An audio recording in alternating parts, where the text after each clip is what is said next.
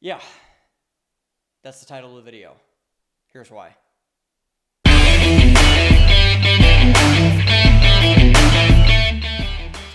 So this idea has been on my mind for a long time. I've been talking about it for a while. I've been writing articles about it. I've been having very, very personal and very tough conversations with a lot of people about it.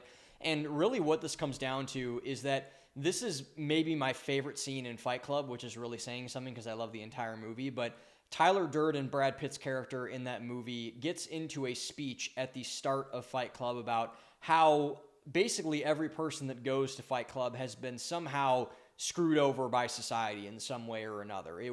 They were promised something, they did not get delivered on that something, and this is this group of angsty men that are now beating the tar out of each other in the basement of a bar, and then later go on to do a lot of other nefarious things because they were neglected or cheated or whatever the case might be.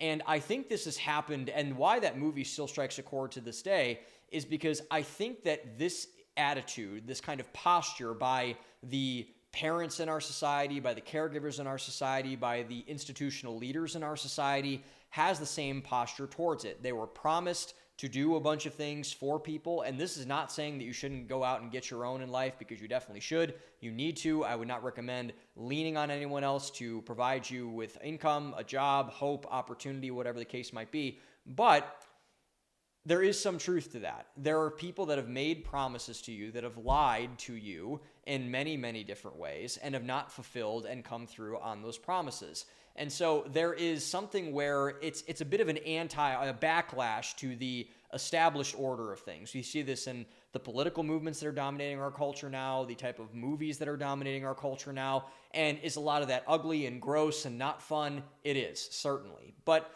the reality of the situation is that the reality of what a lot of people are experiencing now, whether it's trying to buy a home, whether it's trying to date, whether it's trying to get married, whether it's trying to find your faith, whether it's trying to go out and become the person you want to become, in many ways, it's a lot tougher to do those things now than it was earlier. And the reason behind this is because we were not prepared adequately enough. Many people, I was, but many people were not prepared properly, and they voice this to me all the time.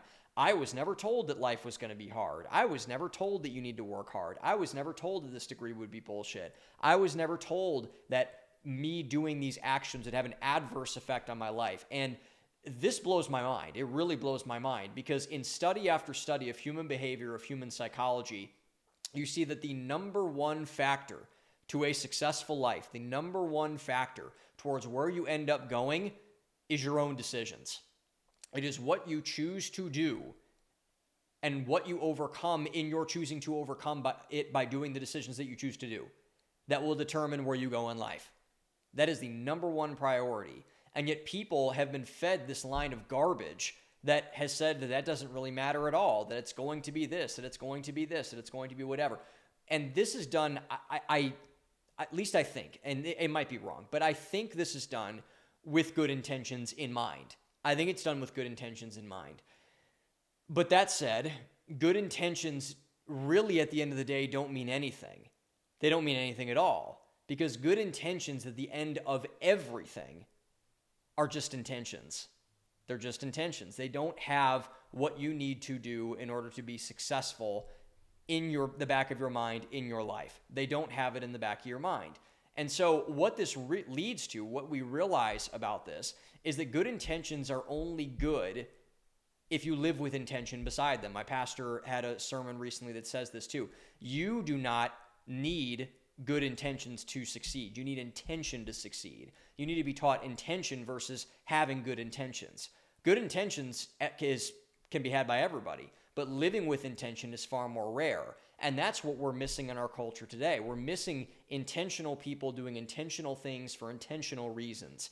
And that's a very, very big problem, because if you aren't having all of those things together inside of your life, you are going to not live with purpose. You're not going to find purpose. You're not going to have ways to live your life that are congruent with what you want to do. And therefore, you're going to be coasting on the feel-good mannerisms of other people rather than you having your own sense of destiny about where you want to end up in your life and in the world. And that is no way to live, because when you live with intention, or when you don't live with intention rather, you lose out on actually focusing on what your values tell you to do. When you drift from your values, your life becomes a mess. That is the central tenet of everything we talk about here.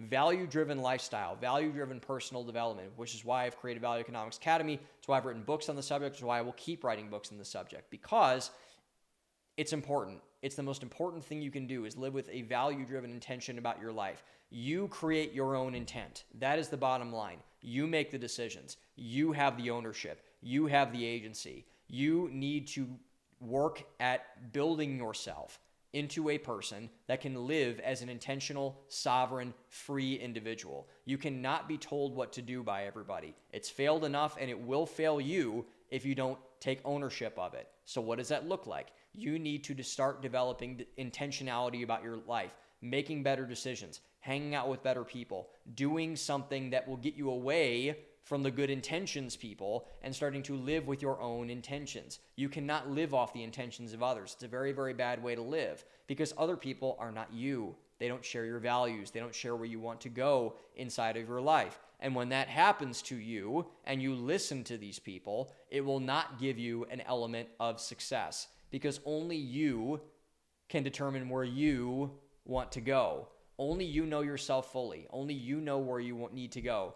Conduct yourself accordingly, make decisions accordingly based on that. Don't rely on your parents to plan your life out for you. Don't rely on the institutions of society to plan your life out for you. The only thing that should be guiding your life are your values and the people that reinforce your values. And so, by the way, there's a religious context to this too. Religious people live better lives because of this. They live better lives because they have an intention about themselves, because they have a set of rules, a set of values that they share with their God. So therefore, religious people succeed at higher rates than secular people because they are aligned to a value system. And then value-driven people underneath that, from their own set of values, in concurrence with their religious values, live better lives because of this. Only you know where you want to go. Do not let anyone plan your life. Do not let anyone tell you what you can or can't do. Do not let anyone go about you in a way that projects their insecurity, their insufficiency, their whatever onto you. It will not work. It doesn't work. And therefore, just don't do it. People lie. People say bullshit that they shouldn't say. People go out of their way to make you feel bad and to make other people feel bad because they're not them. Don't fall for it. Do not fall for it. Because if you do, you will end up living with a life of good intentions versus living a life of intention. So that's my rant. Thank you guys for watching. I really appreciate it. Subscribe to the YouTube channel. Like, comment, subscribe down below. Real Sam Lax on YouTube. Go binge on my other content. Watch all my other socials. We're going to be doing it live. Live show next week. The Value Economics Show premieres next week on YouTube. I'm going to be really, really excited about that, putting out a lot of really cool content, unique stuff, more cultural stuff, looping it all in with the values at the end of the day. At Real Sam Lax and everything else. Books down below, Substack down below, free school community down below, Value Economics Academy down below. Come check it out. Get on a call with me. Talk. Own the day. Open your mind. See you guys in the next video. Thanks for watching.